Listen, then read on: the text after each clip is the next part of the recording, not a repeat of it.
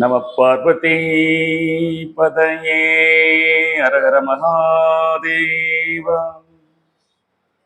தென்னாடுடைய சிவனே போற்றி, எந்நாட்டவர்க்கும் இறைவா போற்றி. ஜெய் ஸ்ரீ விக்ன விநாயக மூர்த்திக்கு ஜெய். ஜெய் ஸ்ரீ ஆதிபராசக்திக்கு ஜெய். வெற்றிவேல் முருகனுக்கு அரோகரா. வீரவேல் முருகனுக்கு அரோகரா.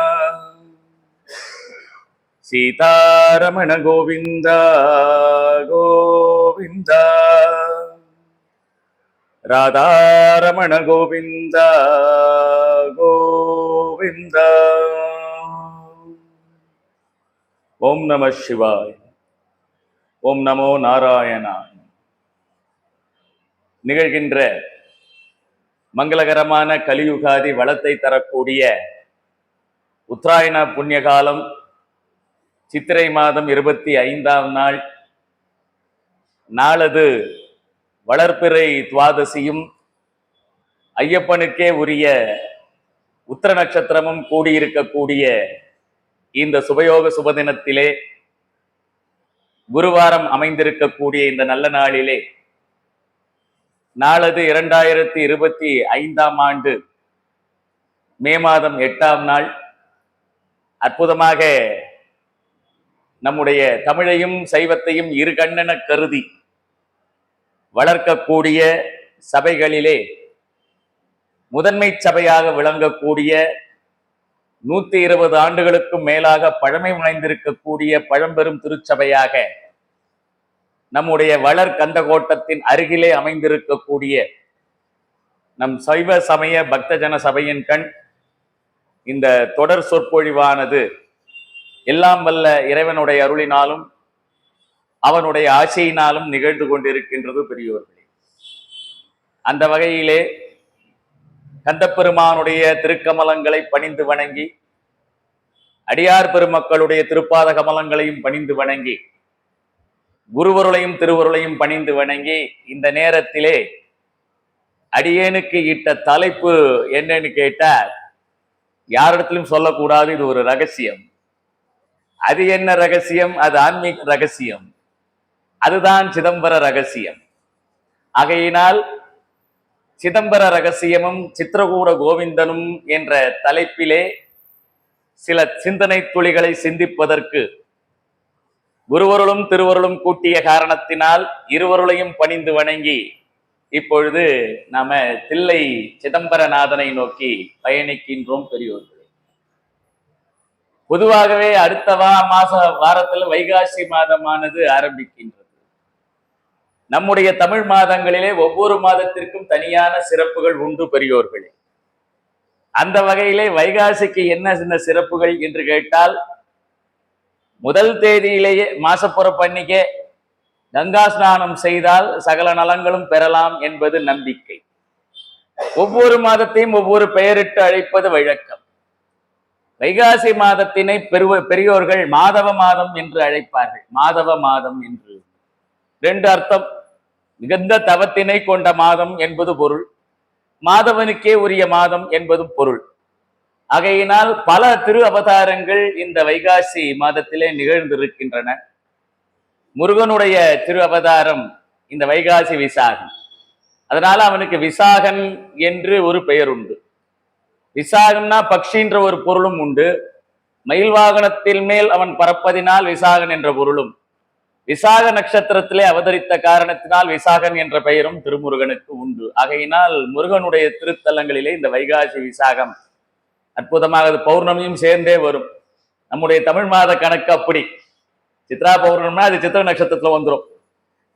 வைகாசி விசாகம்னா அது பௌர்ணமி அன்னைக்கு வந்துடும். அது போல எல்லா மாதம், பை பூசம்னா அது தை மாசம் பௌர்ணமியில வந்துடும். பங்குனி உத்திரம்னா அது பௌர்ணமியில வந்துடும். ஆகையினாலே இப்படிப்பட்ட ஒரு கணக்கோடு நம்முடைய மாதங்கள் எப்பொழுதும் அமைந்திருக்கின்றன என்ற காரணத்தினால் ஒரு திருமுருகன் வந்து உய்த்தனன் இந்த உலகம் உய்ய என்று கந்தபுராணம் மிக அழகாக, இந்த உலகம் உய்வதற்கு ஒரு திருமுருகன் வந்து உதித்தான் என்ற காரணத்தினாலே இதே வைகாசி மாதத்திலே தான் சுக்லபக்ஷத்திலே சதுர்த்தியிலே மிக அற்புதமாக நரசிம்மருடைய அவதாரம் நிகழ்ந்த காரணத்தில் அது தோன்றி மறைந்த அவதாரம்.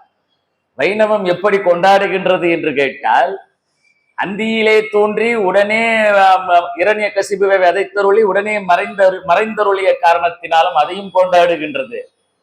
14 ஆண்டுகள் அவன் வனவாசம் முடித்து பிற்பாடு அயோத்தியை ஏகி பல்லாண்டு காலம் அவன் ஆட்சி செய்த அந்த ராமனையும் போற்றுகின்றது என்று சொன்னால், அப்ப தெய்வம் பல்வேறு நிலைகளிலே தன்னை காட்டிக் கொள்கின்றது என்பது பொருள்.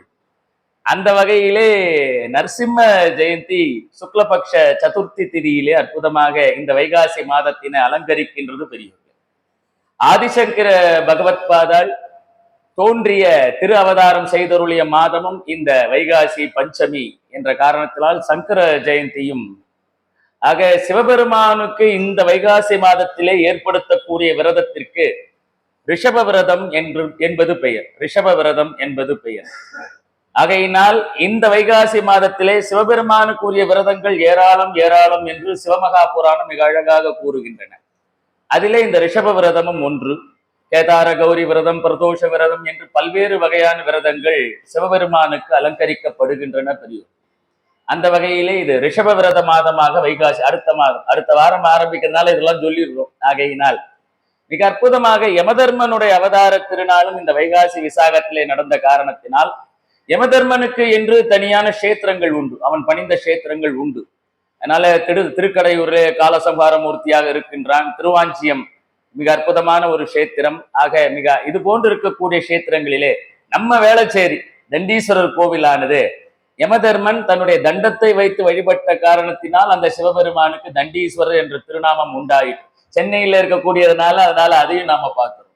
ஆக இப்படி யமனோடு சம்பந்தப்பட்ட அந்த கஷேத்திரங்களிலும் விசேஷ திருநாளாக இந்த வைகாசி மாதங்கள் அமைந்திருக்கின்றன என்று சொன்னால் அது மிகையாகாது தெரியும். ஆகையினால் இப்படிப்பட்ட அந்த வைகாசி மாதத்திலே நாமும் இணைந்து பல்வேறு கஷேத்திராரணங்களை செய்து அந்தந்த தெய்வத்தினுடைய அருளை பெறுவதற்கு சோழ காலத்துக்கு சோழ தேசத்திற்குள்ளே நாம் நுழைகின்றோம். இப்போது அற்புதமான திருத்தில்லை சித்திரக்கூடம் என்பது அதனுடைய புராண பெயர். திருத்தில்லை சித்திரக்கூடம். தில்லை சேவிக்காதோருக்கு பலனே இல்லை. ஏன்னா தில்லையை தரிசித்தால் தான் முக்தி என்று பெரியோர்கள் சொல்லி இருக்கின்ற காரணத்தினாலே திருவாரூரிலே பிறந்தால் முக்தி, திருவண்ணாமலையை இங்கிருந்து நினைத்தாலே முக்தி. ஆக இது திருவாரூர்ல பிறக்கவார்கள் அந்த பாக்கியம் கிடைக்கும்.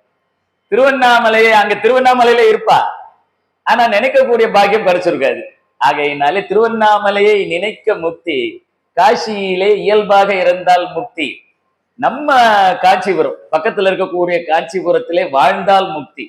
அதனால ஆன்மீக பெரியவர்களுக்கு என்ன சொல்றோம்னு கேட்டா, சென்னையில ஒரு காணி நிலம் வாங்கி போடுறதை விட பக்கத்துல ஒரு 70 கிலோமீட்டர்ல இருக்கும், அதுவும் சென்னையாகி போச்சு, அது வேற விஷயம்.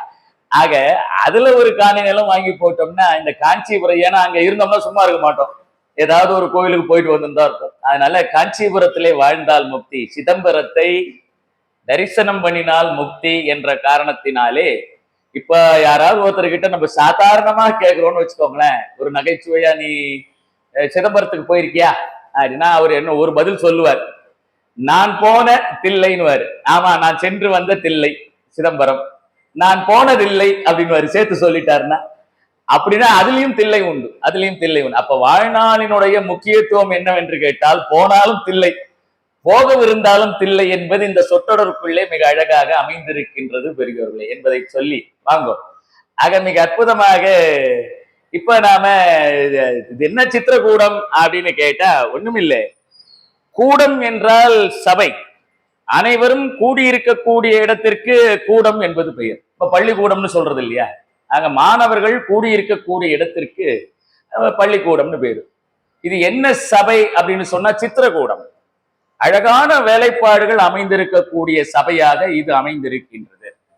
ஏன் இது அழகான வேலைப்பாடுகள் அமைந்திருக்கக்கூடிய சபையாக அமைந்திருக்கின்றதுன்னு கேட்டா வேற ஒண்ணும் இல்லை, தேவர்களுடைய தச்சனாக விளங்கக்கூடிய விஸ்வகர்மாவால் பணிக்கப்பட்ட இடம் இது. விஸ்வகர்மாவே வந்து சிவபெருமானும் பார்வதி தேவியும் ஆடல் செய்வதற்கு ஏற்ற இடமாக, ஏற்கனவே கைலை மலையிலே அவன் ஆடல் வல்லானாக விளங்குகின்றான். அவனுடைய நிறுத்தங்கள், அவன்தான் இந்த ஆடற் கலைக்கு முழுமுதல் கடவுளாக, முழுமுதல் கூறாக விளங்குகின்றார்.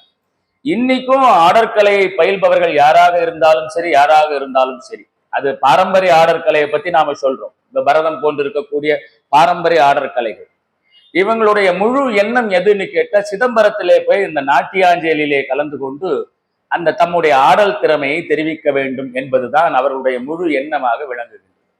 இந்த நடராஜ தத்துவம் இருக்கின்றதே ஒரு அருமையான தத்துவமாக விளங்குகின்றது. அதுவே ஒரு பஞ்சபூதங்கள் அமைந்திருக்கக்கூடிய ஒரு தத்துவமாக அமைந்திருக்கும். இந்த டமருகம் என்று சொல்லப்படக்கூடிய ஓசை ஒலியெல்லாம் ஆனாய் நீ என்றார் அப்பர் பெருமானார். ஆக இந்த உலகம் உண்டாவதற்கு ஓசை என்று சொல்லப்படக்கூடிய சவுண்ட் எனர்ஜி முக்கியமாக இருக்கின்ற காரணத்தினாலே டமருகம் அதை தெரிவிக்கின்றது. டமருகம். ஆக ஒரு கையிலே நெருப்பினை வைத்திருக்கின்றான் அந்த நடராஜ பெருமான். ஆகையினாலே அது அழித்தல் என்று சொல்லப்படக்கூடிய சக்தியினை காட்டுகின்றது பெரியோர்கள். ஆக கீழே ஒரு காலினை ஊன்றி முயலகன் என்று சொல்லப்படக்கூடிய அரக்கனை அழித்து தன்னுடைய பெருவிரலினாலே ஊன்று காலாலை நின்றிருக்கின்றான். ஆக அவன் முதுகு பக்கமாக இருக்கின்றான். இந்த அரக்கனுடைய முதுகு பக்கத்திலே தன்னுடைய பாதம். இது நம்ம ராமாயணத்திலே பார்த்தோம். நவகோள்களையும் முதுகு பக்கமாக ராவணன் போட்டிருந்தான்ற செய்தியை பார்த்தோம். ஆகையினாலே இது மறைத்தல் தத்துவத்தை காட்டுகின்றது பெரியவர்கள். மறைத்தல் தத்துவத்தை. ஆக இன்னொரு பாதமானது திருவடி தூக்கி நின்ற திருவடியாக விளங்குகின்றது. தூக்கி நின்ற திருவடியாக இது அருளல் என்று சொல்லப்படக்கூடிய தத்துவத்தினை விளக்குது. ஆகையினாலே இந்த உலகமானது 5 தொழில்களுக்கு சம்பந்தப்பட்டிருக்கக்கூடிய உலகமாக விளங்குகின்றது. ஆக்கல், காத்தல், அழித்தல், மறைத்தல், அருளல். இது சகல ஜீவராசிகளுக்கும் பொருந்தும். இப்ப நாம என்ன நினைக்கிறோம்னா, பிறந்துட்டோம், இது ஒரு ஆக்கல். ஒரு லௌகீகமா சொல்லணும் அப்படின்னு சொன்னா, ஒரு பர்த்டேன்னு ஒண்ணு இருக்குது, இது ஒரு ஆக்கல்னு வச்சுப்போம். இப்ப நம்ம வாழ்நாள் முழுக்க கழிக்கின்றோம். அது அவளுடைய அந்த ஜென்ம பலாபலன்களுக்கு உட்பட்டது. ஒருத்தர் 90 வயசு வரைக்கும் இருக்கலாம், ஒருத்தர் 60 வயசு வரைக்கும். இது வாழ்தல்னு வச்சுப்போம். இப்ப அழித்தல்னா ஒரு இறப்பு தேதி. நல்ல வேளை அந்த தேதி தெரியாம இருக்கிறதுனால தான் நம்ம இறைவனை வணங்குகிறோம். ஒருவேளை அது தெரிஞ்சிட்டுன்னு வச்சுக்கோங்க, இந்த விஞ்ஞான யுகத்துல முதல்ல நாம கேட்கிற கேள்வியே என்னன்னா, அடுத்தவங்களை பார்த்து, சுவாமி நான் 2035 நவம்பர் 11, உங்க டேட் எப்போ? அப்படிதான் ஆரம்பிப்போம். அவரு சொல்லுவாரு, பரவாயில்லையே நான் 2030, என்னோட 5 வருஷம் அதிகமா இருக்கேன். இப்படிதான் குசலமே ஆரம்பிக்கும். அப்ப விஷயம் என்னன்னு கேட்டா, ஏதோ ஒரு தெய்வ சக்தியினாலே இது மறைக்கப்படுகின்றது. இனிமேல் வரக்கூடிய எந்த மருத்துவனாலும் அறிவியலும் கூட, ஏன் இன்னும் சொல்ல போனால் சிசேரியன் என்று சொல்லப்படக்கூடிய செயற்கை முறையிலே அறிவியலை கண்டுபிடித்து ஆக்கல் சக்தியை கண்டுபிடித்த அதே மருத்துவராலும் கூட இந்த உயிரானது அழியும் தேதியை போதும் கண்டுபிடிக்க முடியாது. இதைத்தான் நாம் இறைவன், ஆன்மீகம், நமக்கு அப்பாற்பட்ட சக்தி என்று கொண்டாடுகின்றோம். இது அழித்தலாக விளங்குகின்றது. சரி, இது 3 நடக்குது. அப்ப மறைத்தல் அருளல் என்ன என்று கேட்கலாம். மறைத்தல்னா என்ன, அருளல்னா என்ன? இது எல்லா ஜீவராசிகளுக்கும் தினந்தோறும் நடக்கக்கூடிய ஒன்று. இப்ப மறைத்தல்னா என்னன்னு கேட்டா, ஒரு லௌகீகமா சொல்லணும்னு சொன்னா, ரொம்ப சித்தாந்த ரீதியா இல்லாம தினந்தோறும் நம்ம தூங்க போயிடுறோம். தினந்தோறுமே தூங்க போயிடும். தூங்கிட்ட பிறகு நம்ம நல்ல நித்திரையில இருக்கிறோம். தூங்கிட்ட பிறகு பார்த்தோம்னா நமக்கு நாம யாருன்னே தெரியாது.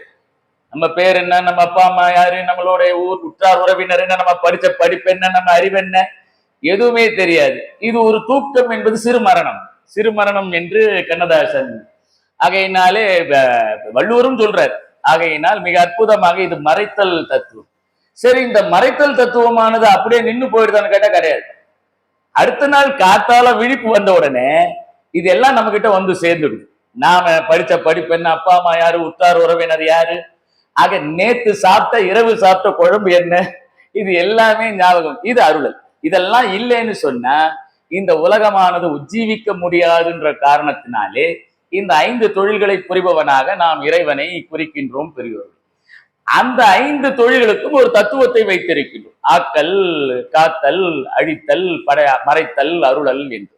ஆக மிக அற்புதமாக சிவபெருமான் அந்த அழித்தல் சக்தியாகவும் ருத்ரனாக இருந்து கொண்டு, மகேஸ்வரன் என்ற நிலையிலே அவன் மறைத்தல் சக்தியை இருந்து கொண்டு, ஆக சதாசிவ நிலையிலே அவன் அருளல் சக்தியை இருந்து கொண்டு, பிரம்ம சக்தியின் மூலமாக ஆக்கல் சக்தியை இருந்து கொண்டு, மகாவிஷ்ணு சுரூபமாக காத்தல் சக்தியினாலே நம்மை சிவபெருமான் 5 தொழில்களிலே இருந்து அந்தந்த நிலைகளிலே இருந்து நம்மை அருள்பாலிக்கின்றான் என்ற செய்தியினை சைவ சித்தாந்தத்தின் மூலமாக நாம் உணர்கின்றோம் பெரியோர். இப்ப இந்த நடராஜ தத்துவம் ஏன் இப்ப மற்ற சிற்பங்களை விட இது தனித்து நிற்கக்கூடிய சிற்பம். அதனாலதான் இந்த சிதம்பரத்திற்கு தனியான சிறப்புகளும் மரியாதையும் உண்டு. கோவில் என்று சொன்னாலே பொதுப்படையா சொன்னா அது சிதம்பரத்தை தான் குறிக்கும், சைவத்தை பொறுத்த மட்டில். இன்னும் சொல்ல போனால் மூத்த கோவில் பெரிய கோவில் என்று சொன்னாலும் அது சிதம்பரத்தை தான் குறிக்கும். ஏன்னா பரப்பினுடைய அடிப்படையிலே பார்த்தா தஞ்சாவூர் பெரிய கோவில் வேணா பெருசா இருக்கலாம், ஆனால் சிதம்பரம் தான் மூத்த கோவிலாகவும் கோவில் என்று சொல்லப்படக்கூடிய நிலையிலேயும் விளங்குகிறார். வைணவத்தை பொறுத்த மட்டிலே ஸ்ரீரங்கம் என்பது கோவில் என்று அழைக்கப்படுகின்றது. அச்சுதா அமரரேரே ஆயிரம் கொழுந்தே என்னும் இச்சுவை தவிர யான் போய் இந்திரலோகமாலும் அச்சுவை பெறினும் வேண்டேன் அரங்கமா நகருளானே என்று தொண்டரடிப்பொடி ஆழ்வார் மங்களாசாசனம் செய்கின்றார் பெரியோர். ஆக அங்க கோவில்னா ஸ்ரீரங்கம், இங்க கோவில்னா சிதம்பரம். இப்ப அடிப்படையான விஷயம் என்னன்னா, நான் எங்க போயிட்டு வந்தேன், நான் கோவிலுக்கு போயிட்டு வந்தேன் என்றாலே மறைமுகமாக நாம இந்த சிதம்பரத்தை நாடி சென்று வந்திருக்கின்றேன் என்பது பொருள். அங்கே நான் ஸ்ரீரங்கத்தை நாடி சென்று வந்திருக்கின்றேன் என்பது பொருள். ஏன் அப்படின்னு கேட்டா அதுல ஒரு தத்துவம் இருக்கின்றது. இப்ப இந்த சிதம்பரத்துல அர்த்தஜாம பூஜை முடிஞ்ச உடனே நடை சாத்தப்பட்ட பிறகு உலகத்தில் இருக்கக்கூடிய எல்லா சிவாலயங்களில் இருக்கக்கூடிய சிவக்கலைகளும் சிவாம்சங்களும் இங்கே வந்து நள்ளிரவிலே வந்து தஞ்சம் புகுந்து அடைவதாக ஒரு ஐதீகம்.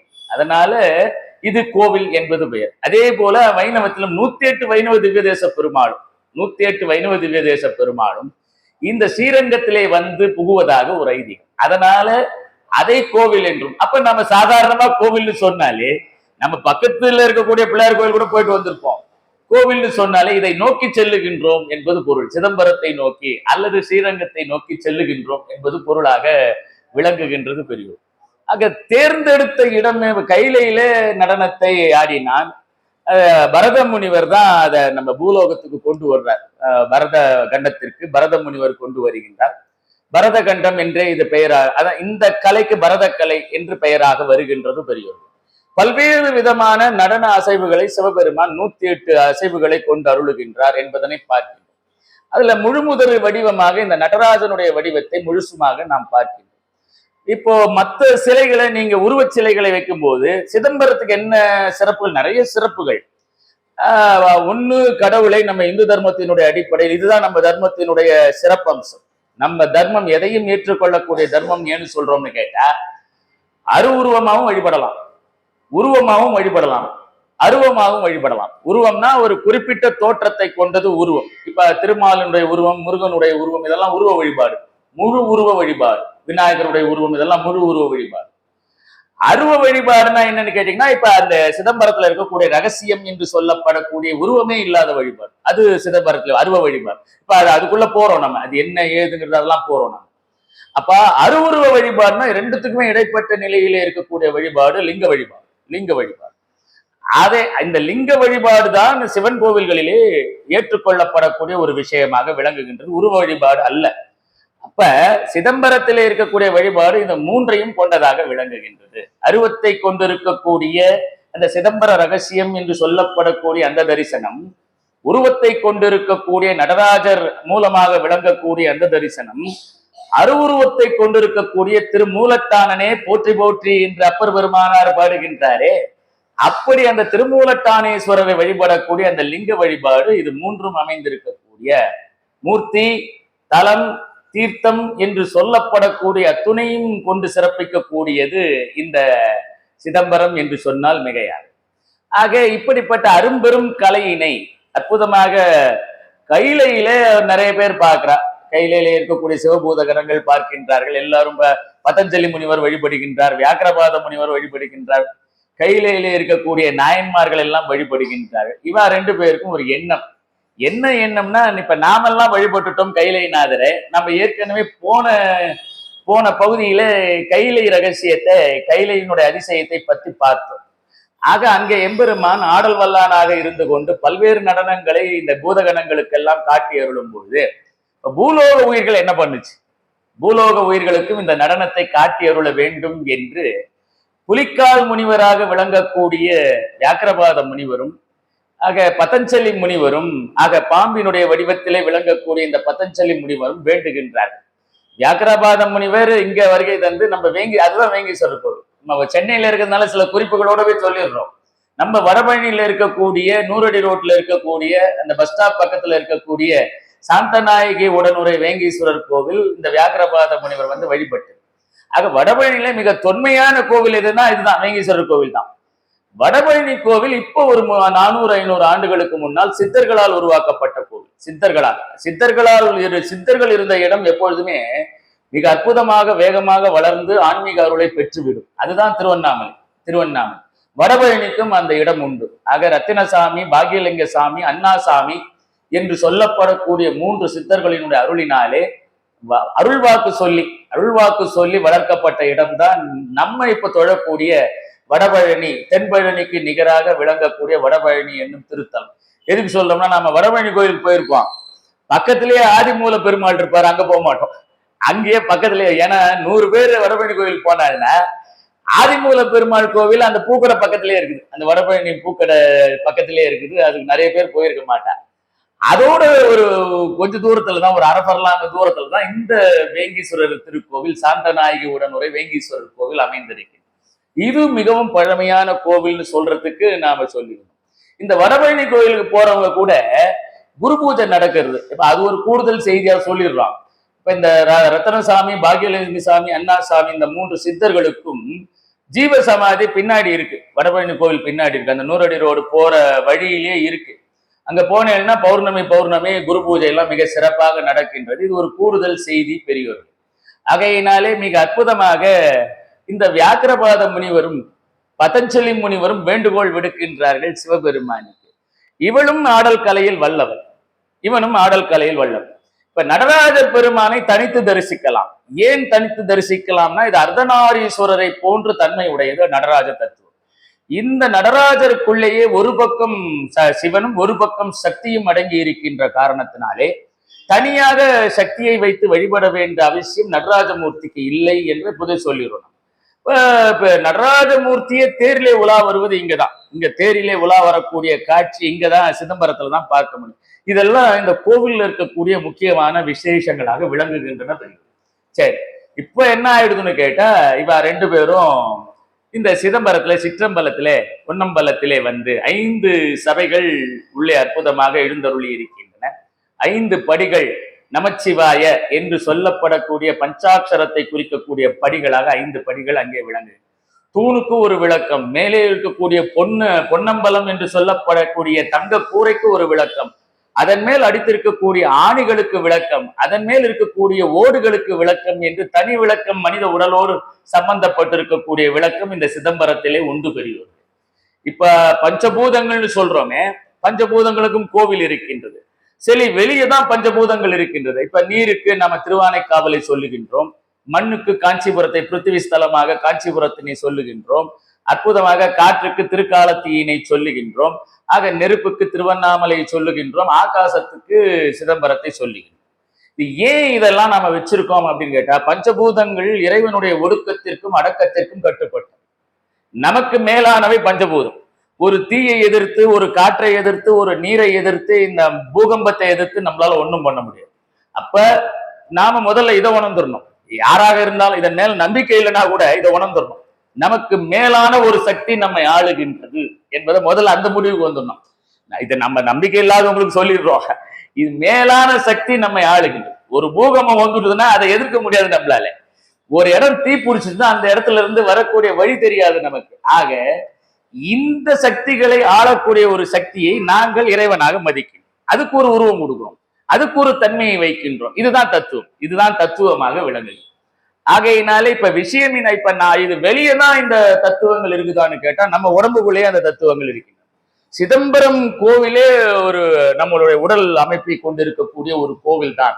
ஆக உள்ளம் பெருங்கோயில் ஊனுடம்பு ஆலயம் என்ற திருமூலர் சொல்லார். உள்ளம் பெருங்கோயில் ஊனுடம்பு ஆலயம், வள்ளற் பிரானருக்கு வாய்கோபுர வாயில், தெள்ளத்தெளிந்தார்க்கு சீவன் சிவலிங்கம், கள்ளப்புலனைந்தும் காளாமணி விளக்கேன்னு விட்டாரு திருமூலர்.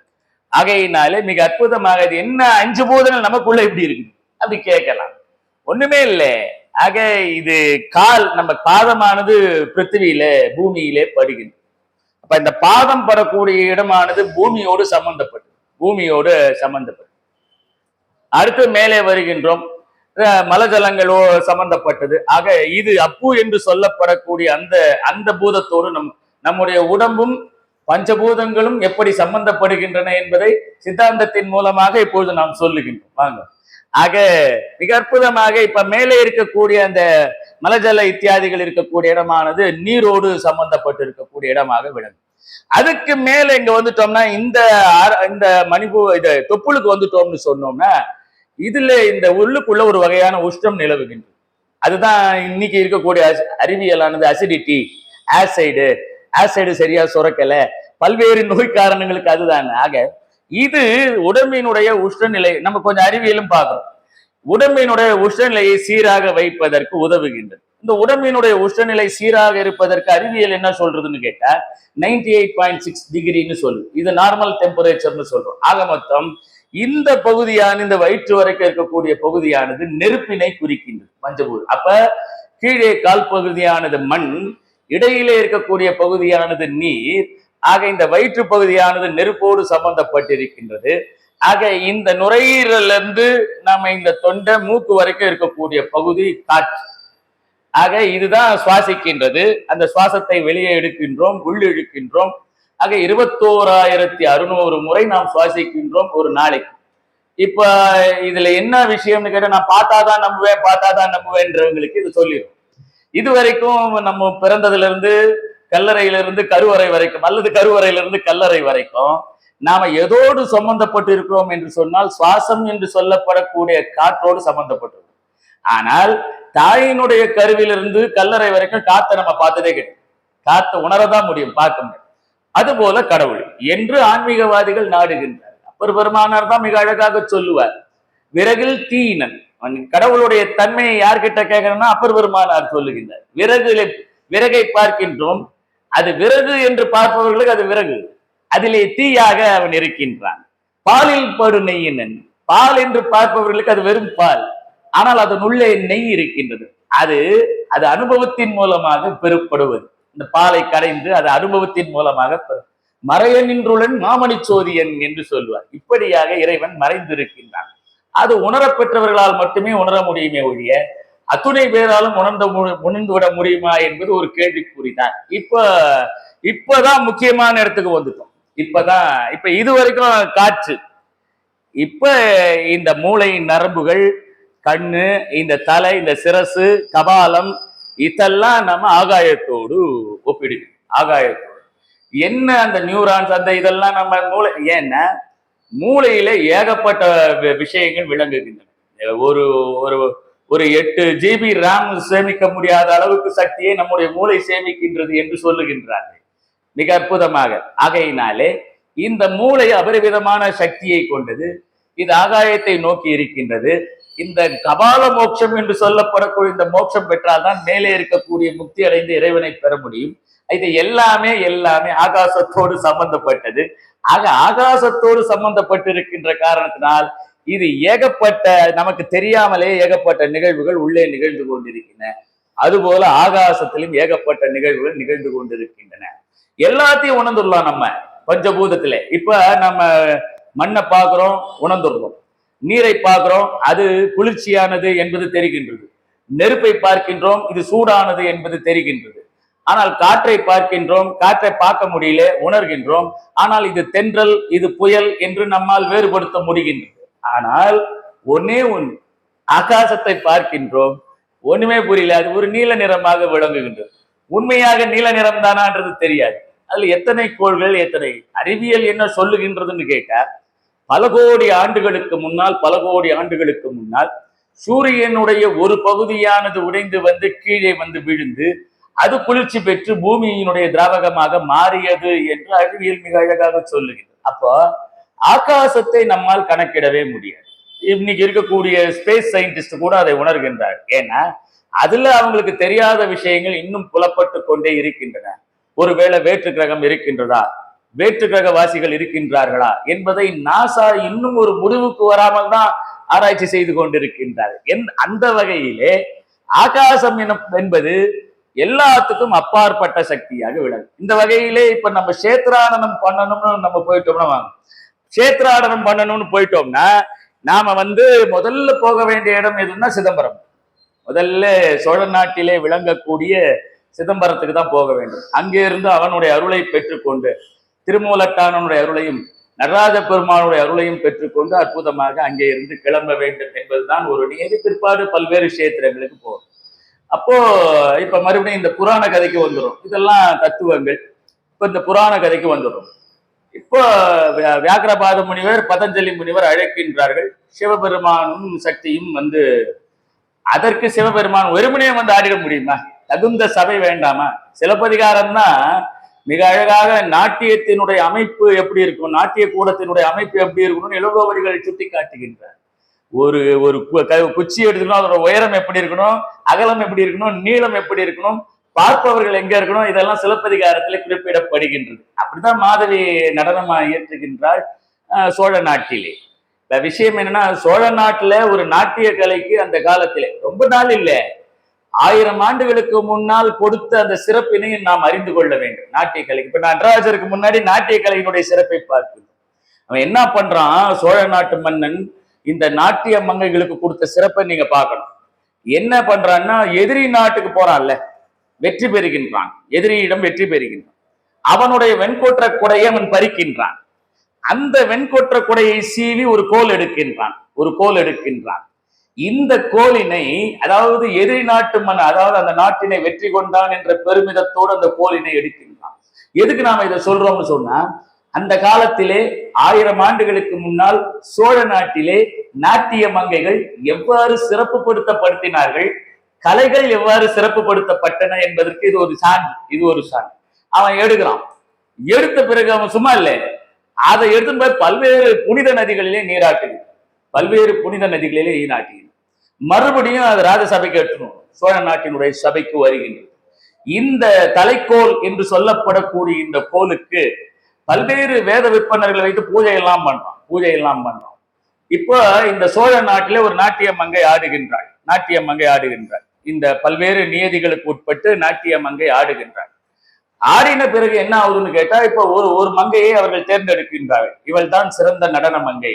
இந்த சோழ தேசத்திலே இவளை விட நாட்டியம் ஆடுவதற்கு சிறந்தவர் யாரும் இல்லை என்ற நிலையிலே அவள் தேர்ந்தெடுக்கப்படுகிறார். இப்படி தேர்ந்தெடுக்கப்பட்டவளுக்கு என்ன பண்றாங்கன்னா, இதற்கு இந்த தலைக்கோல் என்று சொல்லப்படக்கூடிய இந்த கோலுக்கு பல்விதமான மங்களாசாசனங்கள் செய்து, பூஜைகள் செய்து, அதை ராஜாவினுடைய யானை, பட்டத்து யானையின் மேல் ஏற்றி பூரண கும்ப மரியாதை செலுத்தி இந்த பெண்ணிடம் கொண்டு இப்ப நம்ம கவர்மெண்ட்ல பத்மஸ்ரீ, பத்மபூஷன், பத்ம விபூஷன் எல்லாம் கொடுக்குறாளே, அது ஞாபகம் வருது. ஆக இந்த பெண்ணுக்கு மிக சிறப்புகளை எல்லாம் செய்து இவளுக்கு அந்த கோலினை பல்வேறு வேத விற்பனர்கள் மூலமாக கொடுத்து தலைக்கோல் அறிவை, இனிமேல் சோழ நாட்டிலே இந்த பட்டம், அறிவைனா பெண்களிலே 7 வகையான பெண்கள் இருக்கும். அறிவை என்பது ஒரு பருவத்தில் இருக்கக்கூடிய ஒரு பெண்.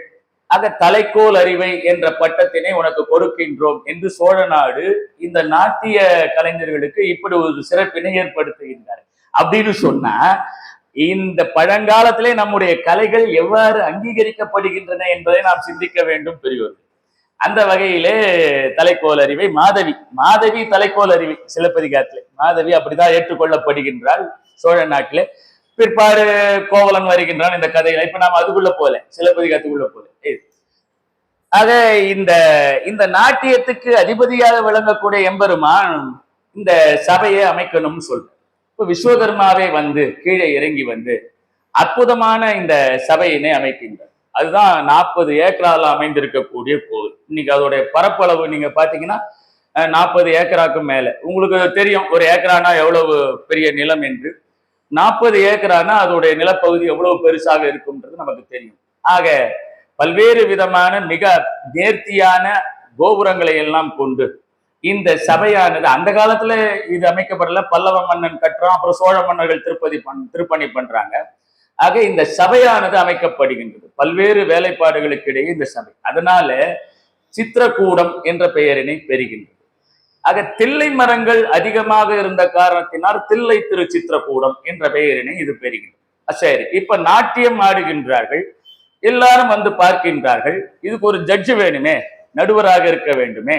ஆகையினாலே யாரை இதை நடுவராக தீர்மானிப்பது என்று கேட்கின்றனர். இப்பதான் கோவிந்தராஜ பெருமாள் வர்றார். கோவிந்தராஜ பெருமாள் ஆக வைஷ்ணவத்திலே இதை மிகவும் ஏற்றமாக சொல்வது வழக்கம். ஆக 40வது திவ்ய தேசமாக விளங்கக்கூடிய தில்லை சித்திரகூடம் என்று அவர்கள் அழைப்பார். நாம தில்லை சிதம்பரத்தோடு நிறுத்துப்போம், பொன்னம்பலம் சிதம்பரம் நிறுத்துப்போம். அவர்கள் தான் சித்திரகூடம் என்று ராமாயணத்தோடு தொடர்புடைய சொல்லை பயன்படுத்துவார்கள். சித்திரகூடம் ஏன் ஆகையினாலே மிக அற்புதமாக பெருமாள் நான் சயன சுண்டே பார்க்கிறேன். 7 தலைகள் கொண்டிருக்கக்கூடிய அந்த பாம்பினோடு சதுர்புஜங்களை கொண்டு ஸ்ரீதேவி பூதேவி அம்சத்தோடு எம்பெருமான் அற்புதமான சயன கோலத்திலே வீற்றிருந்து இங்கே நேரடியாக இவர்களுடைய ஆடலை பார்க்கக்கூடிய நடுவராக நியமிக்கப்படுகின்றார். நடுவராக அம்பாள்லாம் ஆடிட்டு கேட்கிறார். கணபதி கிட்டையும் முருகன் கிட்டையும் கேட்கிறார், நாட்டம் எப்படி இருந்தது? அம்மான்ற காரணத்துல நல்லா இருந்ததுன்னு சொல்லிடுறா. இவா 2 பேரும் சுவைக்காக சொல்றது, ஓ நல்லா இருக்கா அப்படின்னு. அப்புறம் நந்தி தேவர் கிட்ட வேற கேட்கிறான். நந்தி தேவர் சொல்றாரு, நான் கவனிக்கலையே சரியான்னு விட்டாரு. இதெல்லாம் மேனேஜ்மெண்ட் பிரின்சிபல். மேனேஜர் நமக்கு ஆகாத ஒரு கேள்வியை கேட்கிறாருன்னு வச்சுக்கோங்க, நம்ம தப்பிக்கிறதுக்கு ஒரு வழி. நந்தி தேவர் சொல்றாரு, நான் கவனிக்கலையேன்னு விட்டார். அப்போ சரியான நடுவர் யாருன்னு சொன்ன, அதுதான் திருமால் என்று சொல்லப்படக்கூடிய இந்த கோவிந்தராஜ். திருப்பதிக்கும் இந்த பெருமாளுக்குமே நிறைய தொடர்புகள் உண்டு. கோவிந்தன் என்ற பெயரானது வைணவத்திலே ஒரு உச்சித்தமான பெயராக கருதப்படுகின்றது. அதனால்தான் நோன்பு முடிகிற நேரத்துலதான் திருப்பாவையில 27வது பாசுரத்துலதான் கோவிந்தன் என்ற அந்த கூடாரை வெல்லும் சீர்கோவிந்தா என்ற பாசுரத்திலேதான் ஆண்டால் அந்த கோவிந்தன் என்ற திருநாமத்தை உச்சரிக்கின்றார். அடுத்து வரக்கூடிய கறவைகள் பின் சென்று காணம் சேர்ந்துன்போம் அறிவொன்றும் இல்லாத ஆய்ப்புலத்தும் தன்னை பிறவி பெருந்தனை புண்ணியம் யாமுடையும் குறைவொன்றும் இல்லாத கோவிந்தா உந்தன்னோடு என்று 28வது பாசம். 29லையும் கோவிந்தா என் இது உச்சிதமான சொல் என்ற சிற்றஞ்சிறுகாலை வந்துன்னை சேவித்து உன் பொற்றாமரை அடியே போற்றும் பொருள்களால் பெற்றம்மை துண்ணும் குலத்தில் பிறந்துனி குற்றேவல் எங்களை கொள்ளாமல் போகாது இற்றை பறை கொள்வான் அன்றுகான் கோவிந்தா என்று இந்த 3 பாசுரங்களிலே தான் கோவிந்தன் என்ற திருநாமத்தை சொல்லி. இப்ப இந்த கோவிந்தன் என்ற திருநாமம் தான் உலக மக்களுடைய வாயிலே அவனை உடனடியாக சேவிப்பதற்கு நம்முடைய நாக்கிலே எழக்கூடிய முதல் நாமமாக திகழ்கின்ற. அவனுக்கு 1008 நாமங்கள், பல்லாயிரக்கண பேராயிரம் உடையான் பெய்ப்பெண்டீர்ங்கிறாரு திருமங்கை ஆழ்வார் சொல்றார். பேராயிரம் 1000 பேர்களை கொண்டானே பெண்களே நீங்கள் இதை கவனிக்க மாட்டீர்களா என்று மங்கையாழ்வார் ஒரு இடத்துல சொல்றார்.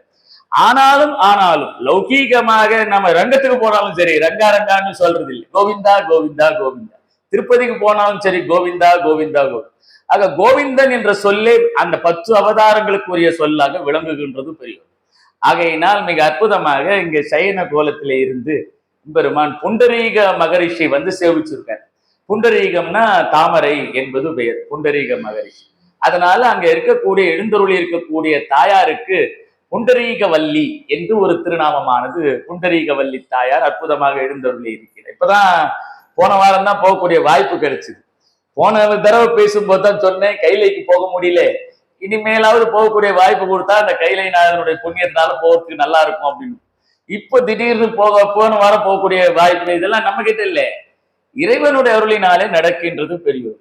ஆக புண்டரீகவல்லி தாயார் அற்புதமாக இருந்தது. இப்ப நீங்க நல்லா கவனிக்கணும், இதுக்கான சாட்சி என்ன அப்படின்னு கேட்கலாம்.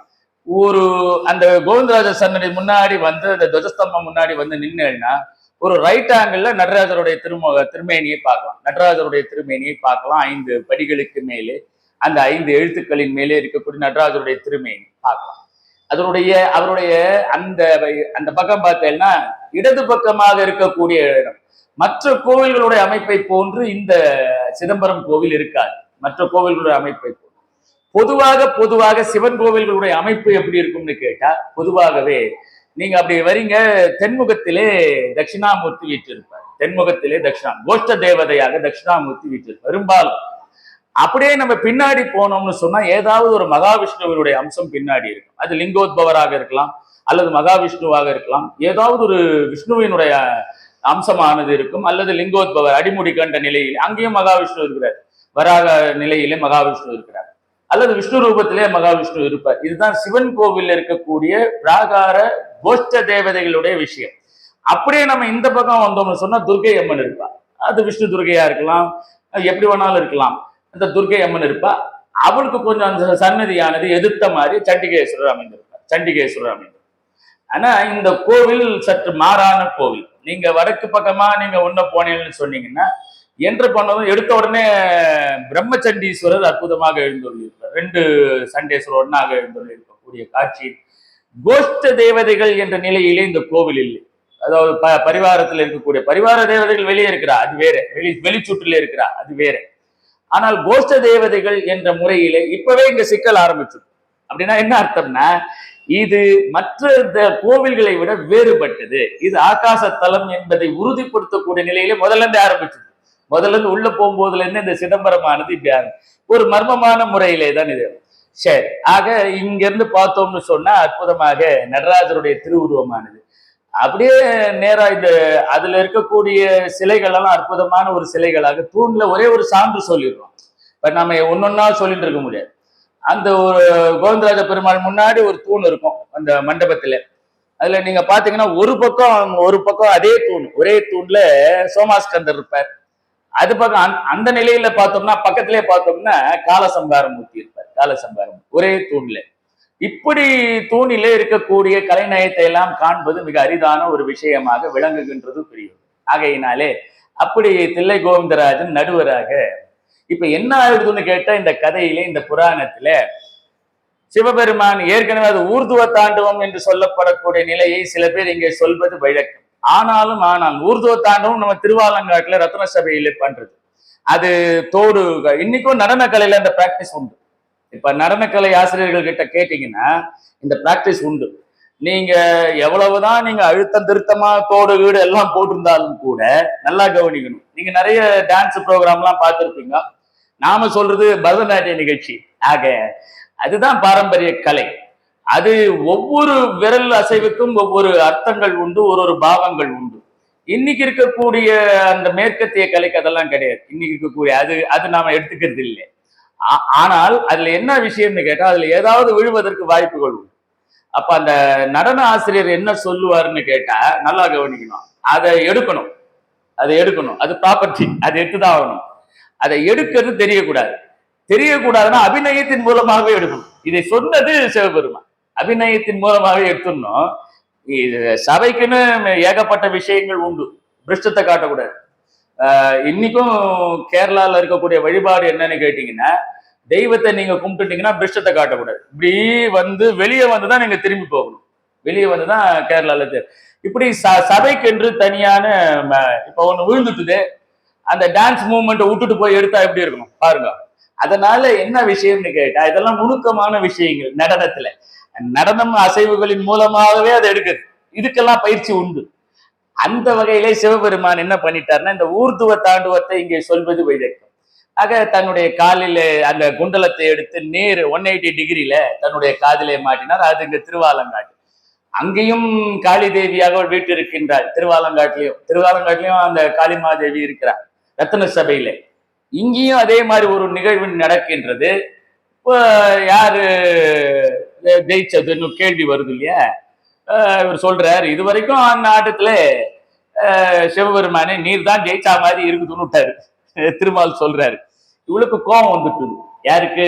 காளிக்கு கோபம் வந்துட்டு, பராசக்திக்கு. அதனாலதான் அவள் கோபம் கொண்டு தில்லை காளியம்மன் என்ற ஒரு திருநாமத்தோடு வடக்கு அந்த பக்கமா நீங்க போனீங்கன்னா மேற்கு ரத வீதியில பாத்தீங்கன்னா தில்லை காளியம்மன் கோவில் சன்னதின்னு ஒரு சன்னதி உண்டு. ஆமா, தலை சாய்ந்த நிலையில அற்புதமாக அது நீங்க நேரா போனீங்கன்னா, இப்ப விஷயம் என்னன்னா, அது அறநிலையத்துறை கண்ட்ரோல்ல இருக்குது. ஆக மிக அற்புதமாக நீங்க உள்ள போறீங்க. தில்லையம்மனுடைய சாந்த சொரூபம் முதல்ல இருக்கும். கொஞ்சம் அப்படி பிராகாரத்தை சுத்தி வரும்போது எதிர்த்த நிலையில நீங்க பாத்தீங்கன்னா மிக கோபம் கொண்ட ருத்ர சுரூபியாக காளியாம்பாள் அங்க இருப்பா. அவ சூலமேந்தி இருப்பா. விஷயம் என்னன்னு கேட்டா, அங்க போன வாழ்க்கை தெரியும், போயிருக்கீங்க. வெள்ளை புடவை தான் அந்த அம்மாவுக்கு. முழுக்க இந்த ருத்ர கோலத்துல இருக்கிறதுனால குங்குமம் முழுக்க சாத்தி இருப்பாங்க. குங்குமம் கண்ணு விழி மட்டும் திறந்திருக்கும். நீங்க ஏன்னா இதை ஏன் நம்ம இதை குறிப்பா சிதம்பரத்தை விட்டுட்டு இதை ஏன் சொல்றோம்னு கேட்டா, பல பேரு இந்த தில்லை காளியம்மனை சேவிக்க மாட்டாங்க. பல பேர் இது என்ன, தில்லைக்கு போவா சிதம்பரத்தை சேவிச்சுட்டு அப்படியே வந்துருவாங்க. அதுக்காக சொல்றோம் நம்ம. ஆகையினாலே குங்குமத்தாலே அர்ச்சனை பண்ணி ஆக சூலத்தை தாங்கி முகம் சாய்ந்த நிலையிலே ஒரு குண்டலமானது தொங்கக்கூடிய நிலையிலே இருக்கக்கூடிய காட்சியினை நீங்கள் பார்க்கலாம். இரண்டாவது விஷயம் என்னன்னு கேட்டீங்கன்னா, இந்த அம்பாளுக்கு வெள்ளை புடவை தவிர வேற எதுவும் சாத்துறது இல்லை. கொஞ்சம் சாந்தப்படுத்துறது. அது மட்டும் இல்லை, நல்லெண்ணெயை தவிர வேற எதுவும் பூசுறது இல்லை இந்த அம்மாவுக்கு, தில்லை காளியம்மன். ஆக புராணம், தில்லை புராணம் என்ன சொல்லுகின்றது என்று கேட்டால், இந்த காளியம்மனை தரிசிக்காமல் சிதம்பரமூர்த்தியை தரிசித்தால் பலன் இல்லை என்று சொல்கின்றது. காஞ்சிபுரத்துல அதேதான். நாம எங்கெங்கயோ போவோம், நம்ம ஏகாம்பரேஸ்வரரும் பார்ப்போம், காமாட்சி அம்மனையும் பார்ப்போம். காஞ்சிபுரத்துல நல்லா கவனிக்கணும். நம்ம அதோட முடிஞ்சிச்சுன்னு நினைப்போம். இப்ப அதானே நம்ம போறது ஏகாம்பரேஸ்வரர் சேவிக்கிறதுக்கு, பிருத்திவி ஸ்தலம். நம்ம பத்தினி எங்க இருக்கிறா, இங்க இந்த பக்கம் இருக்கிறா, பஸ் ஸ்டாண்டு இந்த பக்கம் இருக்கிறா, காமாட்சி அம்மனை தரிசனம் பண்றோம், அவ்வளவுதான், முடிஞ்சு கொடுத்து. அப்புறம் அந்த பக்கம் வரதராஜ பெருமாள் இப்படி போயிடுவோம். ஆனால் காஞ்சி புராணம் என்ன கூறுகின்றதுன்னு கேட்டா, இந்த ரெண்டு கோவிலுக்கு நடுவுல ஒரு குமரக்கோட்டம்னு ஒரு கோவில் இருக்கு. இந்த காஞ்சிபுரம் அம்மன் கோவில் பக்கத்திலேயே குமரக்கோட்டம், அதுக்கு நேர் எதிர்க்க தான் கொஞ்சம் தூரத்துல கச்சபேஸ்வரர் கோவில்லாம் இருக்கு. இதை சேவிச்சாதான் புண்ணியம் இந்த குமரம். ஏன்னா காஞ்சி மாநகரம் ஒரு சோமாஸ்கந்த தலம் என்று கூறப்படுகின்றது. சிவபெருமானும் பார்வதியும் முருகனும் ஒரு சேர அமைந்திருக்கக்கூடிய தலம் சோமாஸ்கந்த தலம். ஆகையினாலே சோமன் ஸ்கந்தம் என்று சொல்லப்படக்கூடிய அந்த தலமாக அது விளங்குகின்றது. உமை என்று சொல்லப்படக்கூடிய தலம். இந்த மூணையும் சேவிச்சாதான் காஞ்சி சென்று வந்த புண்ணியம் கிடைக்கும் என்று சொல்லுமா போலே, அதுபோல இங்கே நம்ம தில்லை காளியம்மனை சேவித்துதான் அற்புதமாக இந்த சிதம்பர நடராசரையும் சேவிக்க வேண்டும் என்பது நீ. ஆக நடராசரை நீங்க 4:30 மணிக்கெல்லாம் திறந்துருவா. விசேஷ காலங்கள்ல மார்கழி மாதத்துல ரொம்ப முன்னாடியே திறந்துருவா.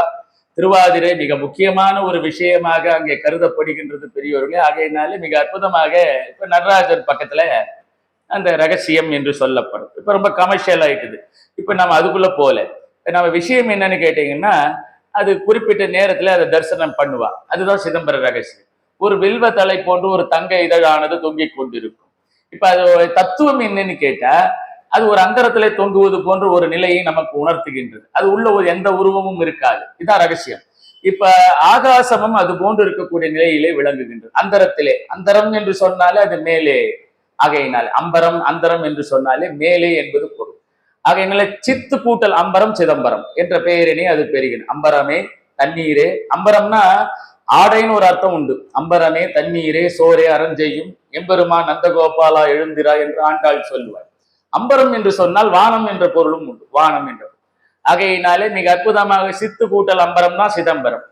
போனோம்னா இப்படி ஒரு நிலையான. ஆக எந்த தொடக்கமும் முடிவும் இல்லாமல் இறைவன் இங்கே இருக்கின்றான் என்பதை காட்டுவதற்காக அந்த திரை நீக்கப்பட்ட ஒரு அனுபவம், அது சிதம்பர ரகசியம் என்று இதுவரை போற்றப்படுகின்றது பெரிய. ஆகையினாலே மிக அற்புதமாக அந்த சிதம்பர தரிசனத்தை நாம் முடிச்சுட்டு அப்படியே வருகிறோம். ஆக பல பேர் இந்த சிதம்பரத்தை தரிசித்து வந்து முக்தி அடைந்திருக்கின்றார்கள் என்ற பெயர் என்ற இதெல்லாம் பார்க்கின்றோம். மிக அற்புதமாக நாம பார்க்கணும்னு சொன்னா மணிவாசக பெருமானார் அப்படி வரோம்.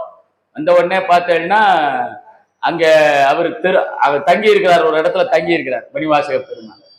ஆக தங்கி இருக்கிறார் ஒரு இடத்துல. தங்கி இருந்த உடனே எல்லாரும் வருகின்றார். இந்த உடனே மணிவாசகத்தை அருள் பெற்று செல்லுகின்றார்கள். இது ரொம்ப காலத்துக்கு முன்னாடி நடக்கிறது. அப்ப புத்த பிக்குகள் அங்கே வருகின்றார். பௌத்தமும் சமணமும் தழைத்தோங்கி இருந்த சமயம் அந்த காலம்.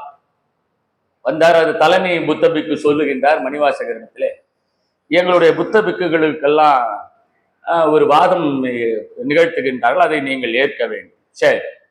அவர்கள் சிவதேசம் பண்ணுகின்றார்கள். அவர்கள் சிவனை ஏற்பதில்லை. அவருடைய வழிபாட்டு முறை என்பது வேறு, நம்முடைய வழிபாட்டு முறை என்பது வேறு. மௌனம் அவருடைய வழிபாட்டு முறை. நம்முடைய வழிபாட்டு முறை ஓசை ஒலி எல்லாம் ஆனாய் நீ என்று சொல்லப்படக்கூடிய வழிபாட்டு முறை நம்முடைய வழிபாட்டு. ஆக அவர்கள் மயிர் நீக்குவது அவருடைய வழிபாட்டு முறை, சிகை வளர்ப்பது நம்முடைய வழிபாட்டு முறை. ஆகையினால் இதெல்லாம் சின்ன சின்ன வித்தியாசங்கள். அப்ப அந்த புத்த பிக்குகள் எல்லாம் இவரை எதிர்த்து பேசுகின்றார்கள். எவ்வளவுதான் நிந்தா ஸ்துதியை கேட்பது. அதனால மாணிக்க வாசகர் பண்றார். அவருடைய வாயே மாணிக்கம் போன்றது.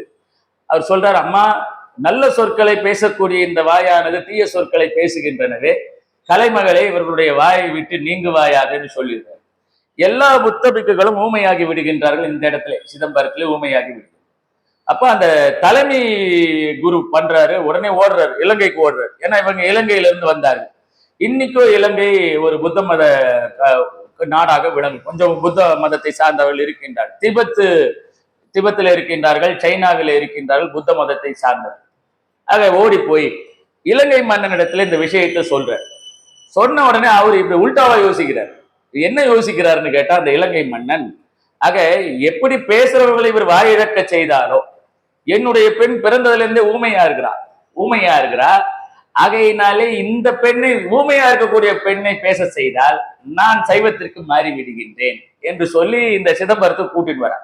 இன்னைக்கும் அவர் இருந்த இடமானது மாணிக்க வாசகருடைய பெயரினாலே திருப்பெருந்துறை, அது சிதம்பரம் தான், திருப்பெருந்துறை என்று வருகின்றார்கள். ஆக மாணிக்க வாசக பெருமானார் சிவபெருமானுடைய அருளினாலே இந்த பெண்ணை பேச வைக்கின்றார். இப்படி ஒரு அற்புதமான ஒரு விஷயமானது நம்முடைய சிதம்பரத்திலே மிக அற்புதமாக நடந்திருக்கின்றது பெரியோர். ஆக மேல நீங்க அது சோழ மன்னன் பொன்னாலான கூரையை வேய்கின்றான். அதிலே மிக அற்புதமாக 72,000 ஆணிகள், இதெல்லாம் குறிச்சி 72,000 ஆணிகள் அடிக்கப்படுகின்றன. இந்த பொன்னம்பலம், இந்த மேல இருக்கக்கூடிய சபையிலே மேல இருக்கக்கூடிய கூரைக்கு 72,000 நாடிகள் நமக்குள்ளே செல்லுகின்றன. 72,000 நாடிகள்.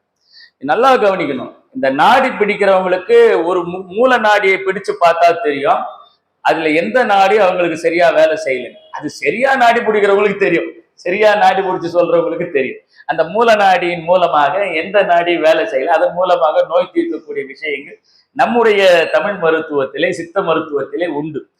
ஆக 72,000 ஆணிகள் இந்த நாடிகளை குறிக்கும் பொழுது 21,600 அற்புதமாக அந்த ஓடுகள் இருக்கின்றதே, அது நம்முடைய சுவாசத்தினை குறிக்கின்றது. இப்போ ஒரு நிமிஷத்துக்கு சராசரியாக ஒரு நல்ல ஆரோக்கியமான மனிதன் 15 முறை சுவாசிக்கின்றான். அப்ப ஒரு மணி நேரத்துக்கு 900 முறை சுவாசிப்பதாக கணக்கு. அப்ப 24 மணி நேரத்துக்கு நம்ம பார்த்தோம்னு சொன்னா 21,600 முறை நாம சுவாசிப்பது அந்த ஓடுகள் நமக்கு மிக அழகாக காட்டுகின்றன. 5 படிகள், 5 நிலைகளிலே இருக்கக்கூடிய அந்த நமசிவாய என்று சொல்லப்படக்கூடிய தத்துவத்தை காட்டுகின்றன. ஆக 96 துளைகள் அதிலே விளங்குகின்றன, அது தத்துவங்களை காட்டுகின்றன. தூண்கள் இருக்கின்றன, 18 தூண்கள் 18 புராணங்களை காட்டுகின்றன என்று ஒன்றொன்றும் ஒரு தத்துவத்தின் நிலையிலே அந்த கோவிலுடைய அமைப்பானது விளங்குகின்றது பெரியவர்கள். அந்த வகையிலே அற்புதமான, நம்ம கற்பனைக்கும் எட்டாத ஒரு கோவிலாக இந்த தில்லையம்பதி திருச்சிற்றம்பலமானது விளங்குகின்றது. அந்த வகையிலே சுந்தரமூர்த்தி சுவாமிகளோடும் மிக அற்புதமாக ஞானசம்பந்த பெருமானோடும் அப்பர் பெருமானோடும் சம்பந்தப்பட்ட ஒரு கோவிலாக, நால்வரோடு சம்பந்தப்பட்டு இருக்கக்கூடிய கோவிலாக இந்த தில்லை சிதம்பரமானது விளங்குகின்றது. ஆக எல்லாரும் ஒரு வழியாக வருகின்றார்கள். 4 பேரும் சென்ற வழியிலே நீ செல்வாயாக என்று சொன்ன காரணத்தினாலே சம்பந்த பெருமானார் சத்புத்ரா மார்க்கம் என்ற காரணத்தினாலே தெற்கு வழியிலே வந்து இறைவனை வழிபடுகின்றார், தெற்காக வந்து வழிபடுகின்றார்.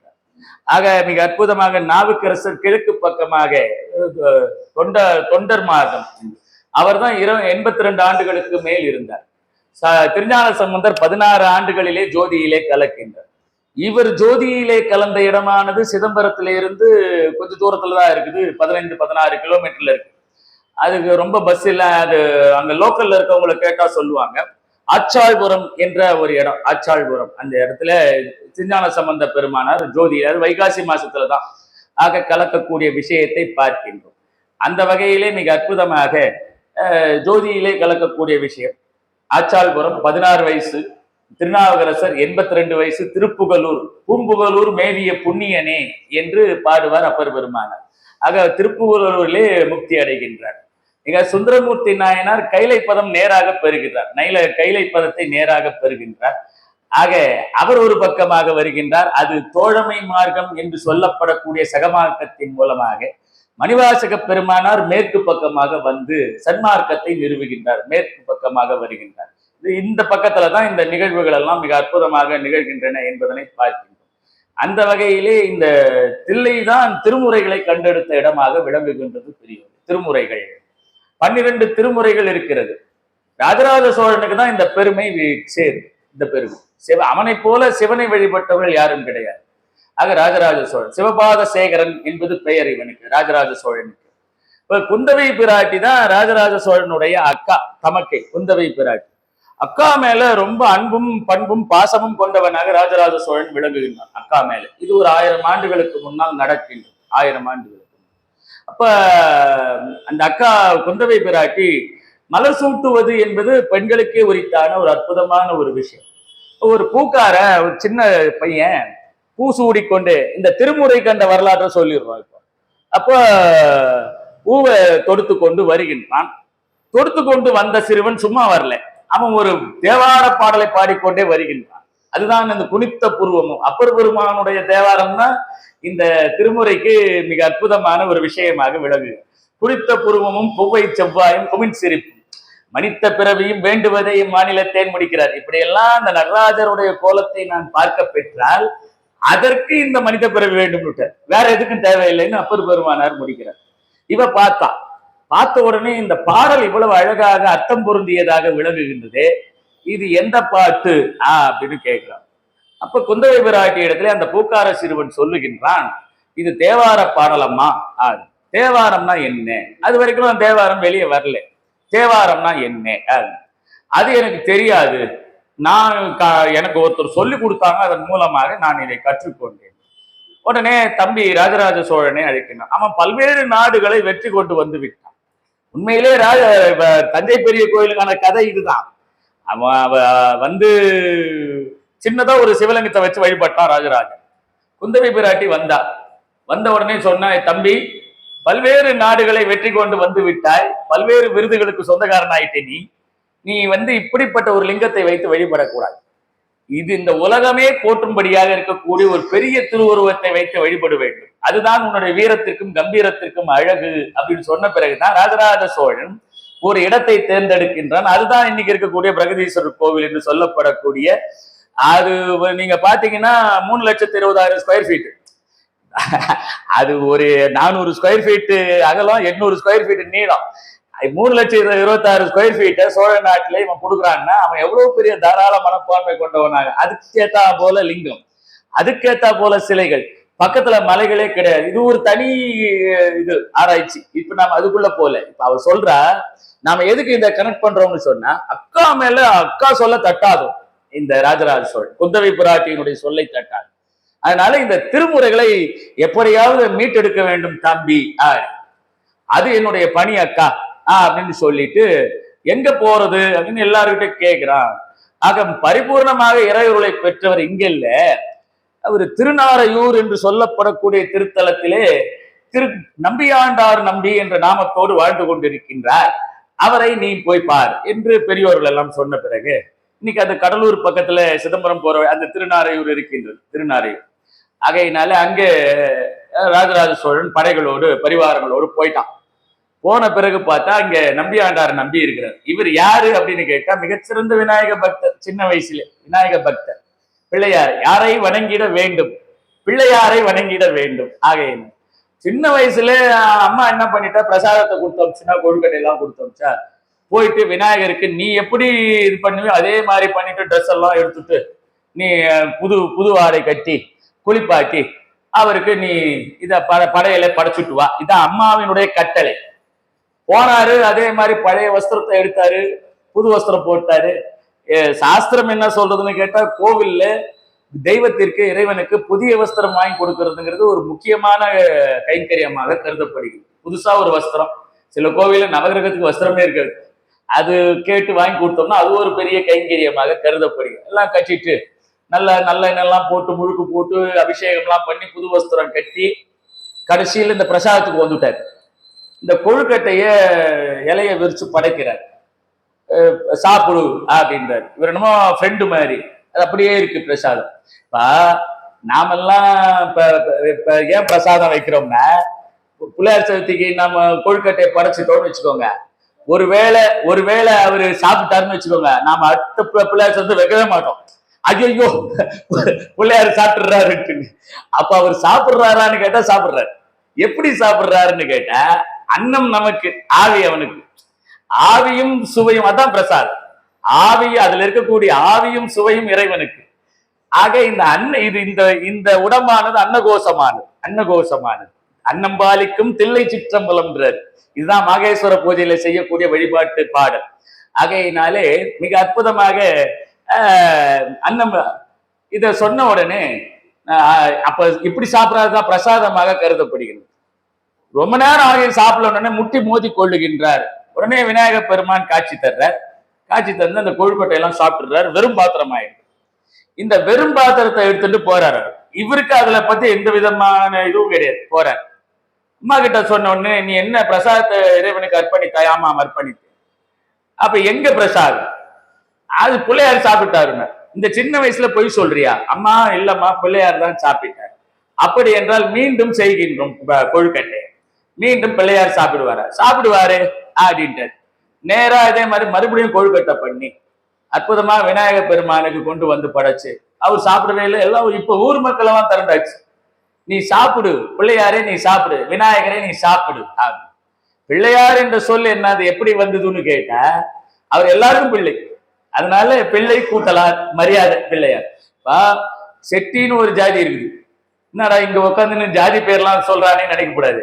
நம்ம அவரை மரியாதையா கூப்பிடணும்னா செட்டியார் என்று அழைப்பது வேண்டும். ரெட்டின்னு ஒரு ஜாதி இருக்குது. அவரை மரியாதையா கூப்பிடணும்னா ரெட்டின்னு ஒரு ஜாதி இருக்கு. அப்போ பிள்ளைன்னு ஒரு ஜாதி உண்டு. அவரை மரியாதையா கூப்பிடுறதுக்கு பிள்ளையார் கூப்பிட மாட்டோம். பிள்ளைமார் என்று சொல்வதுதான் வழக்கம். அப்போ எல்லாருக்கும் பிள்ளை, அவன் மரியாதையான பிள்ளை, எங்க வீட்டு பிள்ளை, மறுபடியும் பிள்ளையார் தான் சொல்ற. ஆக அவர் எங்க வீட்டு பிள்ளையார் என்ற அந்த திருநாமத்தோடு 6 விகுதி போட்டு மரியாதை. ஆக பிள்ளையார் பார்த்தார், இனிமேலும் இந்த குழந்தைய காக்க வைக்க கூடாதுன்னு மறுபடியும் இந்த பிரசாதத்துல சாப்பிட்டார். அதுல இருந்து இவர் மேல தீவிர பக்தி மக்களுக்கெல்லாம் ஆக பிள்ளையார் காட்சி கொடுக்கிறார். ஆக இவர் தான் இந்த நம்பி ஆண்டார் நம்பி அங்க அற்புதமாக பொல்லா பிள்ளையார் இருக்கிறார். நம்ம எல்லாம் பெரிய இல்லு போட்டா பொல்லான்னா ஒளியால் செதுக்கப்படாத என்பது பொருள். ஆக்சுவலா இல்லு போட்டு நம்ம மோசமான விநாயகர் பொல்லா பிள்ளையார்னு சொல்லிடுவோம். அந்த விநாயகர் பெருமானுடைய அருளினாலே ராஜராஜ சோழனுக்கு தெரிகின்றது, இந்த மூவர் இயற்றிய திருப்பதிகங்கள், அதாவது திருஞான சம்பந்தர், திருநாவுக்கரசர், சுந்தரமூர்த்தி நாயனார் இயற்றிய இந்த பாடல்களானது வேறெங்கும் இல்லை, தில்லைவாழந்தனர் என்று வாழக்கூடிய இந்த சிதம்பரத்திலே விளங்குகின்றது. இந்த தில்லைவாழந்தனர்கள் யாருன்னு கேட்டா, இந்த 3000 பேர் யாருன்னு கேட்டா, மிக அற்புதமாக கைலையங்கிரியிலே சிவமுனிவர்களாக இருந்தவர்கள். அவங்க கீழே இறங்கி வரும்போது ஆடல் கலையை காண்பதற்காக நீங்கள் என்னோடு வாருங்கள், பூலோகத்திலே தில்லைவாழ் அந்தணர்களாக இருந்து வைபவத்தை பெறுங்கள். அந்த வம்சாவழியினர் தான் இப்ப தில்லைவாழ் அந்தணர்களாக வாழ்ந்து கொண்டிருக்கின்றார். ஆகையினாலே அவர் அங்கிருந்து அதனால இவங்களுக்கு ஒரு தனிச்சிறப்பு. என்ன தனிச்சிறப்பு அப்படின்னு கேட்டா, இப்போ திருவாரூர்ல சுந்தரமூர்த்தி நாயனார் அடியார் பெருமக்களை பார்க்காத மாதிரி போயிட்டார். சிவபெருமான பூஜைக்கு நேரம் ஆயிட்டதுன்னு அப்ப அடி எடுத்து கொடுத்தது. அப்ப திருவாரூர் இருக்கிறவங்களுக்கு அடியாரை தானே பாராட்டணும். ஆனால் சிவபெருமான் யாரை அடி எடுத்து கொடுக்கிறார்னு கேட்டா, தில்லைவாழ் அந்தனர் தம் அடியாருக்கும் அடியேன் என்று திருவாரூர்ல இருக்கக்கூடிய சுந்தரமூர்த்தி நாயனாருக்கு இவர்களுடைய பெருமையை எடுத்து காமிச்சு 63 நாயன்மார்களிலே தொகையடிகாரர்களிலே முதல்வராக இருந்து தில்லைவாழ் அந்தனர்களுக்கு முதலிடம் கொடுக்கின்றார் சிவபெருமானே என்பதனை பார்க்கின்றோம். ஆக இப்படி பார்த்த உடனே தெரிஞ்சு போச்சு சிதம்பரத்தை தான் இருக்கு. இப்ப ராஜராஜ சோழன் படைப்பரிவாரங்களோடு வந்துட்டான் சிதம்பரத்துக்கு. இப்ப இந்த தில்லைவாழ் அந்தனர்கள் கிட்ட கேட்கிறான், 3000 பேர், நீங்க இந்த திருமுறைகள் இங்க இருக்குதாமே, அதனால அதை எடுத்துக்கணும் அப்படின்னு சொல்லி. இது நாட்டுடைமை. ஒரு கவிஞன் பல பாரதியாருடைய கவிதைகள் நாட்டுடைமை ஆக்கப்பட்டிருக்கின்றன. பல பேர் ரவீந்திரநாத் தாகூருடைய கவிதைகள் நாட்டுடைமை ஆக்கப்பட்டிருக்கின்றன. அதனால இது அந்த காலத்திலேயே நடக்குது. இந்த நாட்டுடைமை ஆக்கணும். அதுக்கு அந்தனர்கள் மறுப்பு தெரிவிக்கின்றார். தில்லைவாழ் அது கொடுக்க முடியாது, இது எங்களுடைய சொத்து அப்படின்னா அதுக்கு என்ன பண்றது? இதுக்கு ஏதோ ஒரு தீர்வு வேணுமே. இந்த 3 பேர் வந்தா கொடுக்குறோம். இப்பதான் காப்பி ரைட்ஸ் வருது. இந்த 3 பேர் தானே எழுதுனா வந்தா கொடுத்துடுறோம். அவளுக்கு என்னன்னா, இது நடந்தது 7, 8ஆம் நூற்றாண்டுல நடந்து முடிஞ்சுட்டுது. இவனுடைய காலம் 10ஆம் நூற்றாண்டு, ராஜராஜ சோழனுடைய காலம் 10ஆம் நூற்றாண்டு. இப்ப நாம 21ஆம் நூற்றாண்டு, கிட்டத்தட்ட ஒரு 1100 ஆண்டுகளுக்கு முன்னால் இது நடக்குது. வரமாட்டாங்கன்னு நினைச்சுட்டு இப்படி ஒரு பேர். உடனே ராஜராஜ சோழன் இந்த 3 மூர்த்திகளையும் சிலை வடிவமாக படைக்கிறான். அதுதான் இப்போ எல்லா கோவிலும் 2 தாளத்தோடு ஞான சம்பந்தர், உழவாரப்படையோடு அப்பர் பெருமானார், ராஜகோலத்திலே திருமண கோலத்திலே கிரீடத்தோடு சுந்தரமூர்த்தி நாயனார், மாணிக்க வாசகரை சன்மார்க்க நெறியில இருக்கக்கூடிய மாணிக்க வாசகர், இப்ப எல்லா கோவிலையும் அப்படி பார்ப்போம். அந்த மூன்று பேரையும் உருவ நிலையிலே வைத்து அற்புதமாக கொண்டு வருகின்றார். கொண்டு வந்த பிறகு இவர் வந்து விட்டார்கள் மூன்று பேர். இப்ப அவர்கள் எல்லாம் சிலையைத்தானே வழிபடுகின்றார், இது இல்லைன்னு சொல்ல முடியாது. ஆக உடனே அவர்கள் இந்த இந்த திருப்பதிகங்களை எடுத்துக்கொள்வது 8000 சில்ற திருப்பதிகங்கள் நமக்கு கிடைக்குது. ஆனால் இன்னும் 1000 திருப்பதிகங்கள் அவர்கள் ஏற்றி இருக்கின்றார்கள். எல்லாம் கரையான் அரிச்சு போச்சு. ஆமா, மதுரை எம்பதிக்கு என்ன சிறப்புன்னா நீரினாலே தமிழுக்கு என்ன சிறப்பு, தமிழ் வீடு தூது சொல்லுகின்றது. தமிழுக்கு என்ன சிறப்பு, அது பல சிறப்புகள் உண்டு. சில சிறப்புகள் நீரினாலே அழிந்தது, சில சிறப்புகள் நெருப்பினாலே அழிந்தது என்று பெயர் தெரியாத புலவராக விளங்கக்கூடிய தமிழ் வீடு தூதில அவர் சொல்லுகின்றார். ஆக அனல்வாதம் புனல்வாதத்துல சில பேர், துவேஷத்தினாலே சில பேர் கொண்டு போய் அந்த ஓலைச்சுவடிகளை போட்டது, கரையான் அரித்தது என்று பல்வேறு நிலைகளிலே நாம் பல பாடல்களை எழுந்திருக்கின்றோம். அந்த வகையில 8000 சில்ற பாடல்கள் கிடைத்தது கரையானெல்லாம் அரிச்ச பிறகு இந்த ஓலைச்சுவடி. அதுதான் இன்னைக்கு 1 to 7 வரைக்கும் இருக்கக்கூடிய திருமுறைகளாக கருதப்படுகிறது. அப்புறமா மாணிக்க வாசகர் அந்த திருவாசகர். இந்த மாணிக்க வாசகர் தான் ஆணி மகத்திலே ஜோதியிலே சிதம்பரத்திலே கிழக்கு. நாம் எதுக்கு இதெல்லாம் சொல்றோம்னு சொன்னா, இந்த சிதம்பரமானது 4 பேரோடும் தொடர்புடையது. 4 போன வழியிலே நீங்கள் செல்ல வேண்டும் நாம சொல்றோமே, 4 பேரோடு தொடர்புடையது இந்த 4 வாசல் வழியாக வந்து. ஆனா இந்த 3 பேருடைய தேவாரம் இங்கே காக்கப்பட்ட நிலையிலே விளங்குகின்றது. பிற்பாடு அற்புதமாக திருப்புகழும் இங்கேதான் அற்புதமாக இங்கே இருந்தான் கொண்டருளப்பட்டது என்ற செய்தியும் பார்க்கின்றோம். ஆக மாணிக்க வாசகருடைய இறுதி இந்த நிகழ்வோடு நாம் இதை நிறைவு செய்கின்றோம். இப்ப ஆணி மகத்துக்கு கொஞ்ச நாள் தான் இருக்குது. மாணிக்க வாசகர் அங்கே இருக்கின்றார். இந்த இலங்கை அரசனுடைய பெண்ணை எல்லாம் ஊமையா இருந்து சைவ சமயத்துக்கு மாற்றுகின்றார். அப்ப இலங்கை நாடு மாறுகின்றது. இந்த செய்திகளை எல்லாம் பார்க்கின்றோம். ரொம்ப சந்தோஷம் அரசனுக்கு. ஒரே பொண்ணு, அது இவ்வளவு காலமாக ஊமையா இருந்து மாணிக்க வாசகருடைய அருளினாலே ஆகும். ஆக மாணிக்க வாசகர் இருக்கின்றார். சிவபெருமானுக்கு ஒரு ஆசை. ஏன்னா இப்படிப்பட்ட ஒரு திருவாசகத்தினை நாம நம்ம கையால எழுதணும்னு ஒரு ஆசை. இது சிதம்பரத்தில் தங்கி இருக்கின்றார். 39 ஆண்டுகள் மாணிக்க வாசகர் இந்த நில உலகத்திலே வாழ்ந்தார். அதனால தில்லையம்பதியிலே இவரை ஆட்கொள்ள வேண்டும் என்று நினைக்கின்றார் மாணிக்க வாசகர்.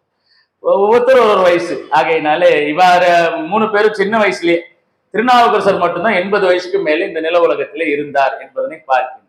ஆக மாணிக்க வாசகர் அந்த ஒரு அந்தனர் வடிவிலே, சிவவேதியர் வடிவிலே வந்தார். சுவாமி, நீங்கள் இதுவரை சொல்லி இருக்கக்கூடிய புராணங்களை, சிவபுராணங்களை இந்த உங்களுடைய வாயினால் வாசகமாக, திருவாசகமாக அடியேன் செவிமடுக்கணும், எழுதி கொள்ள வேண்டும். படியளக்கர் துணுப்பி. சரி, இப்பதான் சிவபுராணத்திலிருந்து அவர் சொல்ல சொல்ல சொல்ல எழுதுகிறார். ஆணி மகம் கொஞ்சம் கொஞ்சமா வருது. ஆணி மகமான சொல்ல சொல்ல எழுதுகின்றார். நமச்சிவாய வாழ்க, நாதந்தாள் வாழ்க. இவர் தான் இங்கிலீஷ்ல டிரான்ஸ்லேட் பண்றேன் வந்தாரு. நம்ம ஜியு போப்பு திருவாசகத்தை நமச்சிவாய வாழ்க எழுதிட்டாரு, நாதந்தாள் வாழ்க எழுதிட்டாரு. அடுத்த லைன்லயே மாட்டிக்கினாரு. இமைப்பொழுதும் என் நெஞ்சில் நீங்காதான் தாழ்வாழ்கன்னு வரும்பொழுது there is no other word in English. இமைப்பொழுதுன்னு சொல்றதுக்கு ஒரு வேர்டு கிடையாது. அதுக்கு ஈக்குவலண்டாக ஒரு சொல்லமைப்பு ஆங்கிலத்திலே இல்லை. ஒரு பல விஷயங்கள் இருக்கு. இப்ப நீங்க ஈஸியா கேட்டு போயிடலாம். நம்முடைய பிரதமர் எத்தனையாவது பாரத பிரதமர்னு கேட்டு போயிடலாம் தமிழ்ல. இந்த பிரதமர் இப்ப ஆட்சி செய்கின்றாரு. நான் கட்சி சார்ந்து பேசல, ஒரு தமிழுக்கும் ஆங்கிலத்துக்குள்ள விஷயத்தை சொல்லிடுவோம். ஒரு சின்ன எளிமையான ஒரு உதாரணத்தின் மூலமாக இந்த பிரதமர் அல்லது இந்த மந்திரி எத்தனையாவது மந்திரின்னு கேட்டு போயிடலாம். ஆங்கிலத்துல அதை கேட்க முடியாது. இன் விச் ஆர்டர் அப்படி மாத்தி தான் கேட்க முடியும். ஹவு மணின்னு கேட்டா எத்தனைன்னு ஆயிடும். அதனால இதற்கு நிகரான வார்த்தை ஆங்கிலத்துல கிடையாது. ஒரு சின்ன விஷயம். அதனால பல்வேறு விஷயங்கள் தமிழிலே அடங்கி இருக்கிறது. போற போக்குல நம்ம சாதாரணமா கேட்கிற கேள்வி, நீ எத்தனையாவது ஆள்பா வரிசையில என்று கேட்கக்கூடிய கேள்வி இது. இதற்கு நிகரான வார்த்தை ஆங்கிலத்துல கிடையாது, இன்னைக்கு வரைக்கும் இல்லை. ஆகையினால் மிக அற்புதமாக ஜியு போப் பாட்டார். ரொம்ப நேரம் யோசிச்சு அப்புறமா தான் ஏதோ ஒரு ஈக்குவலன்ட் வேர்டை போட்டு முடிக்கிறாரு அவர். இப்ப மைக்ரோ செகண்ட், நானோ செகண்ட்லாம் அதுக்கு ஈக்குவலா வராது. இமைப்பொழுது என்ற இங்கே மாற்றாரு ஜியு போப். ஆகையினாலே சிவபெருமான் அதை ஓலையில படி அடக்கிறார். ஆக அச்சோப்பதிகம் வரைக்கும் போறாரு. அதுதான் கடைசி 658 பாடல்கள். சிவபெருமான் மாணிக்க வாசகர் அமர்ந்த நிலையிலே இருக்க நல்லா கவனிக்கணும். சிவபெருமான் நின்ற நிலையிலே வேதியராக இருந்து சிவபுராணத்திலிருந்து அச்சோபதிகம் வரைக்கும் 658 பாடல்கள் தன்னுடைய கையினாலே ஓலைச்சுவடியிலே கை வலிக்க வலிக்க எழுதுகின்றார்.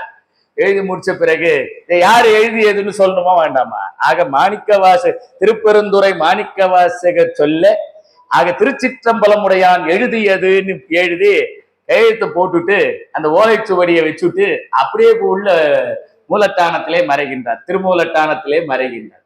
மாணிக்க வாசகர் அடுத்த நாள் ஆணி மகம், அவரும் ஜோதியிலே சிதம்பரத்திலே கரைகின்றார் என்ற செய்தியினை பார்க்கின்றோம் பெரியோர்களே. இது நந்தனாரோடு சேர்ந்திருக்கக்கூடிய திருத்தலம். ஆக நந்தனாரும் ஜோதியிலே கலந்து சூக்ஷ்ம பஞ்சம ஜாதியிலே இருந்து அற்புதமாக அவர் வரக்கூடிய வழியில இருந்ததுதான் வைத்தீஸ்வரன் கோயில் பக்கத்துல இருக்கக்கூடிய திருப்பன்கூர் என்று சொல்லப்படக்கூடிய ஸ்தலம். வரக்கூடிய வழியில நீங்க இன்னைக்கும் வைத்தீஸ்வரன் கோயில் போனீங்கன்னா திருப்பன்கூருக்கு போயிடலாம். திருப்பன்கூர் போனீங்கன்னா நந்தி விலகி இருக்கும். நந்தி விலகி இருக்கக்கூடிய இடத்தை பார்க்கலாம். நந்தனாருக்கு நந்தி விலகி காட்சி அளித்த திருத்தலம். அவர் அப்படியே தில்லை சிதம்பரத்துக்கு வருகின்றார். ஜோதியிலே கலந்த நந்தனாரை ஆட்கொள்ளுகின்றார். கணம்புல்லருடைய திருத்தலமாக அது விளங்குகின்றது. திருநீலகண்ட குயவனார், அதாவது தன்னுடைய மனைவியை கூட தொடாமல் கடைசி வரைக்கும் நீர் என்னை தீண்டுவீராயின் திருநீலகண்டம் என்று சொல்லி அற்புதமாக கடைசி வரைக்கும் மாதரை உன்னை மட்டுமல்ல வேறு எந்த பெண்ணையும் தொடமாட்டேன் சிந்தையாலும் என்று நினைந்து வாழ்ந்த திருத்தலம் இந்த சிதம்பரம் என்று சொல்லப்படக்கூடிய அற்புதமான திருத்தலம். நால்வருக்கும் வழியருளிய திருத்தலமாக இந்த திருத்தலம் விளங்குகின்றது. ஆகையினாலே நாம இப்ப வேண்டுகோள் என்னன்னு கேட்டா, இந்த சபையின் மூலமாக இந்த பிறவியானது முக்தி நிலைக்குரிய பிறவி, இதை நாம் எடுத்துக்கணும். முக்தி நிலை இந்த காலத்திலே எப்படி கிடைக்கும்னு கேட்டா, பகவானுடைய நாமத்தினாலே கிடைக்கும். பகவானுடைய நாமத்தை சொல்ல சொல்ல சொல்ல இறைவனை நாம் அடைகின்றோம். அந்த காலத்துல பஞ்சாகினி வளர்க்கறது, நெருப்புக்கு நடுவுல நிக்கிறது, இதெல்லாம் இப்ப முடியாத காரியம். ஆக போற போக்குல இறைவனுடைய நாமத்தை சொல்லு. இறைவனுடைய நாமத்தை எங்கு சொல்வது? அவனுடைய ஆலயத்திலே சொல்வது, அது தனிச்சிறப்பு. அதனால அவனுடைய ஆலயத்துக்கு செல்வது என்பது நம்முடைய குறிக்கோளாக வைத்துக் கொள்ள வேண்டும் என்ற நிலையிலே எப்போதாவது நமக்கு அந்த நேரம் கிடைக்கும் போது, வாய்ப்பு கிடைக்கும் போது, ஓய்வு கிடைக்கும் போது நமக்கு ஒரே நாள்ல போயிட்டு வரக்கூடிய ஒரு திருத்தலமாகவும் இது அமைந்திருக்கின்றது என்பதை சொல்லி, ஆக இந்த பஞ்சபூத திருத்தலங்களையும் வணங்கி அடுத்ததாக நம்முடைய சைவ சமய பக்த ஜன சபையிலே அடுத்த நிகழ்வாக பல்வேறு நிகழ்வுகள் தொடர்ந்து நிகழ்ந்து கொண்டிருக்கின்றன. அந்த நிகழ்விலே 13/5/2025 அன்று மாலை 7 மணி அளவிலே நம்முடைய குருநாதர் KV ஸ்ரீதரன் அவர்கள் நீலகண்ட கால சொந்தம் என்ற அந்த தலைப்பிலே சில சிந்தனை துளிகளை நிகழ்த்த வருகின்றார்.